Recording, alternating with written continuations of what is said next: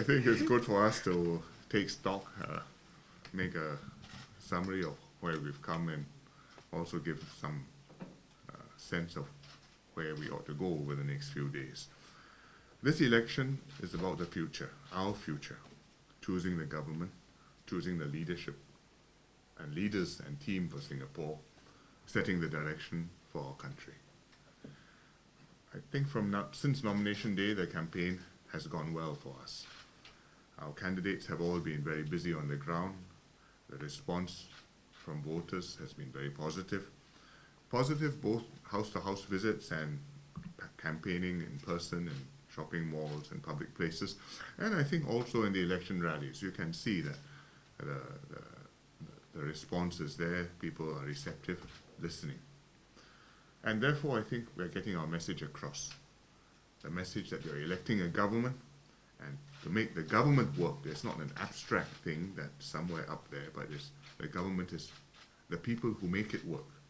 People with the right character, people who have demonstrated competence, integrity, people who will carry out their duties responsibly, and then having done so, take responsibility for the outcomes when things go right, but also when things go wrong. And also, I think people have understood that to be the government of the country, first you must demonstrate that you have that capability, and you've got to run your town council well. And that's why all the debates about the town councils, AHP, TC, is a significant and important issue. It's been extensively argued that PAP, really the government, has made its position and the facts clear, set them out. The Workers' Party have given their responses, even in election rallies. As the ferocity of the response shows, I think the facts have exposed a raw nerve. And when the dust has settled, I think it will become clear that sensitive questions still remain to be answered. Important questions remain to be answered. But they know what the questions are, and I think they know that Singaporeans know what the questions are. So we've made our points. I think voters are clear-eyed. They know what's this about. They can make up their minds.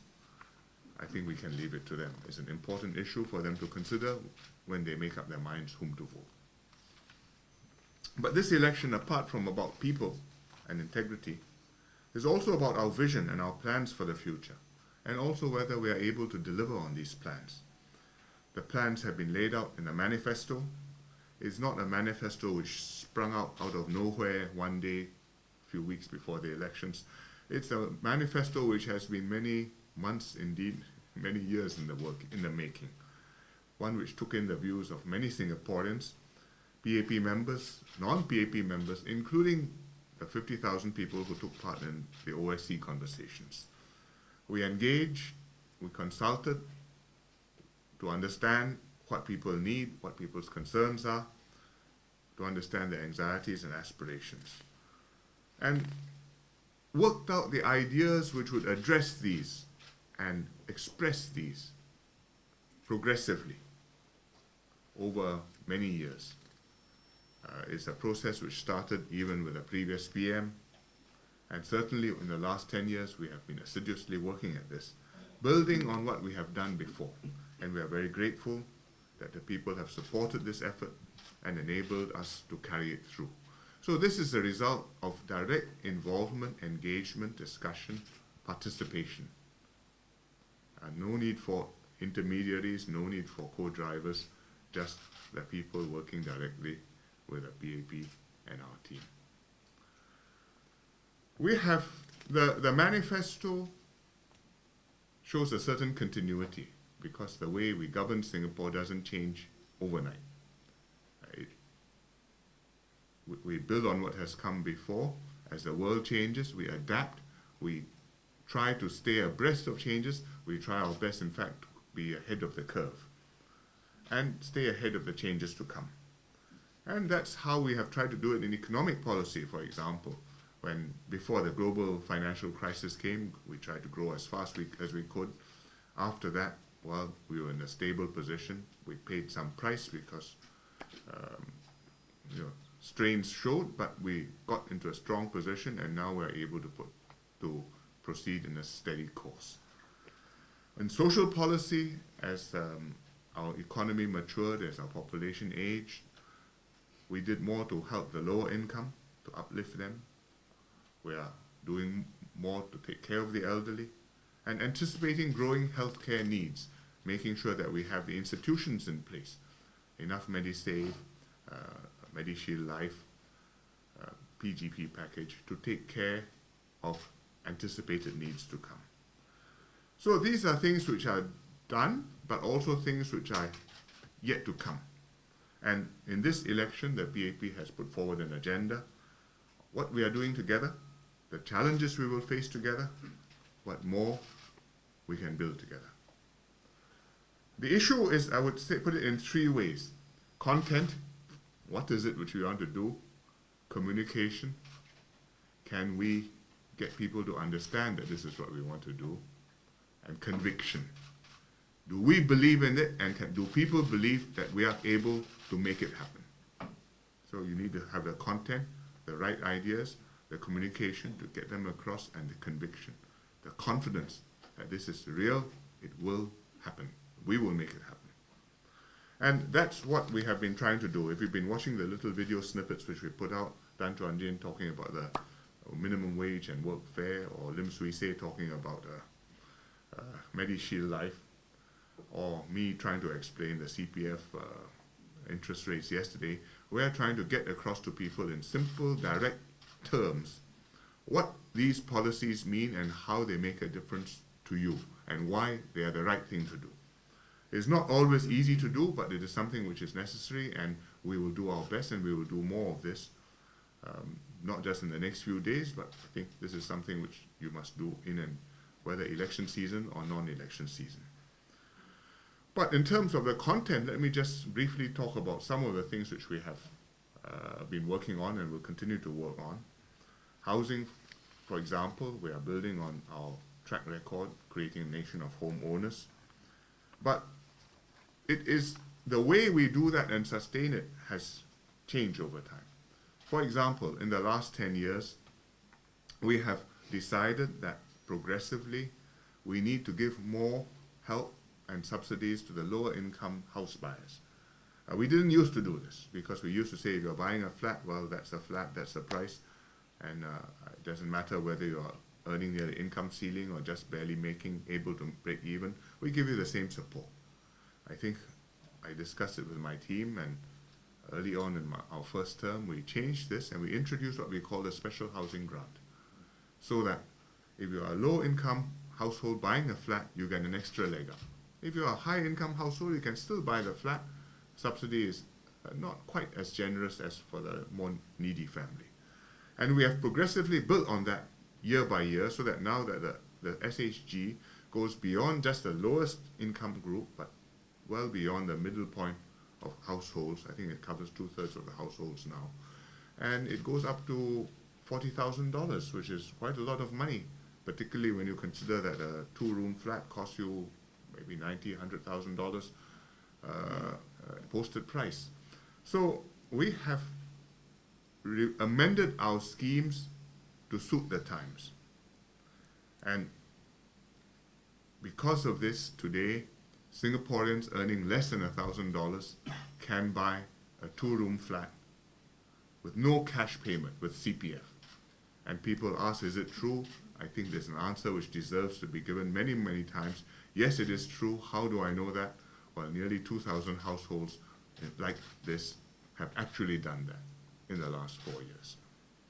And these are facts, real families. You can go and interview them, you can go and see them, and it's our intention to deal with realities, to make things happen which are good for Singaporeans. We're building on this. So in the rally I talked about, in the National Day rally, I talked about the Fresh Start housing scheme to give people who have bought a flat before and for some reason given it up and now back in rental housing, a chance to make a fresh start in their lives, to go and put their lives in order, their families, their jobs, their children. Perhaps there may well be one parent who's run afoul of the law, but if they can put these things right, then we will help them, guide them, support them, and enable them once again to work towards being a homeowner and give their children a chance to have a good start in life. For them, a fresh start. For their children, a good start. So that's tangible, practical ways to help low-income Singaporeans. Same with healthcare. And many Singaporeans know about the 3 M's. At least I hope everybody knows about the 3 M's. MediShield, MediSave, and MediFund. And it's been with us a long time now. I think it's worked generally well, but we don't stand still. And so we've been working at schemes to meet new needs as our population ages, the Pioneer Generation Package for the extra special group. And also beyond that, we have MediShield Life, so that even if you're not the Pioneer Generation, well, you'll be covered for life. And we have the Silver Support Package, so that if your CPF is not quite adequate for your retirement needs, you've been a low-income earner all your life, well, here's an extra support in order to make sure that you have the basics necessary to take care of yourself into your old age. Likewise, in education, it's a subject which I talk about all the time, because it's where we can make the most valuable and productive investment, and where it's the most urgent task to prepare our children for the future. The jobs are changing. We need better preparation for the jobs. We see families wanting to put the investment in their children, and we say, yes, we will help you. We will help you so that you don't have to be a well-off family in order to have a good education. You can go to any school, you can get a good education, you can get a good result. And yesterday, I was talking about one example which was quite striking. There's a national flying model competition, make little model aeroplanes, no engines, show who can make the best. Primary schools, secondary schools took part all over Singapore, including NUS High, including Hwa Chong, including Dunman. Yeah, imagine RIACS must have been somewhere there. The winning school was none of these top secondary schools. The winning school was Jurong Primary School, a P5 team. And so when we say every school is a good school, I think we mean it. There is talent, there are opportunities, there are the programs, and we make that happen. And we want to continue to build this and to make this extend even more deeply in all the schools, and go up also into the tertiary institutions, into the ITEs, to create many pathways for kids from many, many different backgrounds to do well. Hence Northlight, hence Assumption Pathway, hence SOTA Sports School, School of Science and Technology. If you go and visit these schools, you will know that it's quite serious. Heng Swee Keat told me that a group of MediaCorp journalists went to do a program about the Northlight Assumption Pathway and Millennium Institute, because they wanted to know what we were doing for our kids. And these are the kids who have failed PSLE, and we are tailoring a secondary education for them which meets their needs and which will give them opportunities for the future. These are journalists, and I don't have to tell you, but journalists are trained to be skeptical in their outlook on the world. I suppose otherwise you wouldn't be a good journalist. But after they had gone through and made the program, the team were convinced, yes, every school is a good school in Singapore, because we got good teachers, we got dedicated, passionate staff, and we've got kids who see hope and see that we do value them and we want them to have the best chance.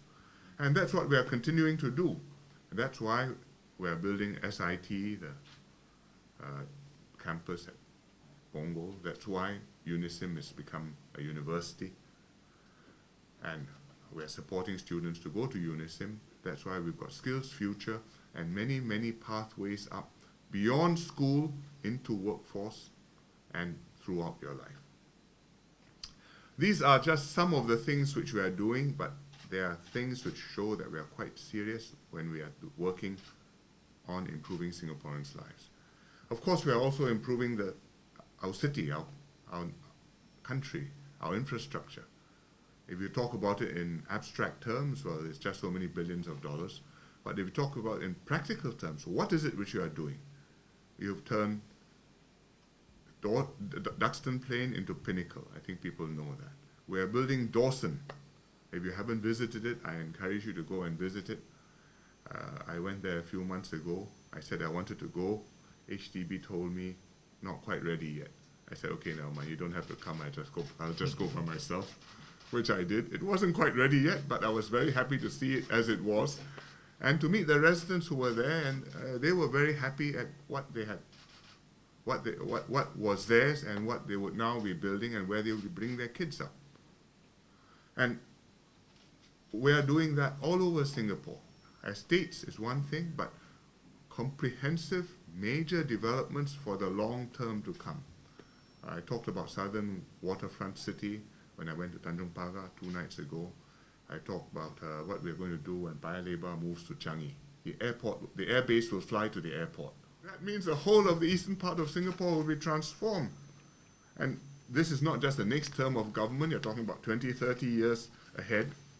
And that is what the PAP talks about, and I think we talk about it with conviction and credibility. Because we've done this before, we can do this again. What we need is confidence, trust, cooperation, and close mutual support between the party and voters, between the government and the people. And that's what we are aiming for, a nation where you are taken care of, where the elderly live dignified lives, where the middle income have burdens shared, where we care for the weak and the poor and nobody's left behind. And a future where tomorrow is always better than today. The young have every encouragement and hope to do well. They can chase rainbows and live a life better than their parents. And we're saying this is what we can do together with you. Not you vote for us, therefore somebody else will work hard and do it for you. So, to be clear, to realize these plans, we need support, we need the mandate, and with that, we will be able to make the next 50 years an upward path, as the last 50 years have been. So that's what's at stake.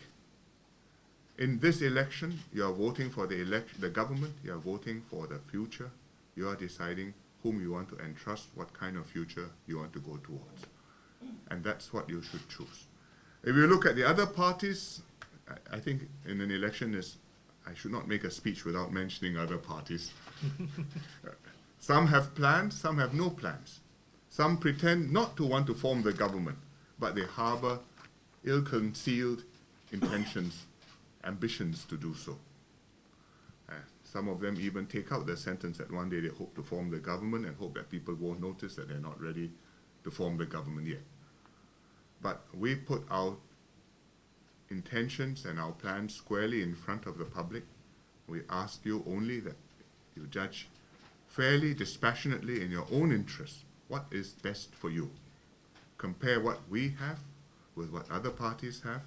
Compare the candidates, whether they're wearing white, blue, red, pink, purple, whatever. Compare them for the quality of the person, the integrity of their character, the commitment to serve. And then vote in good conscience. Cast your vote for what you will believe will secure your future and your children's future.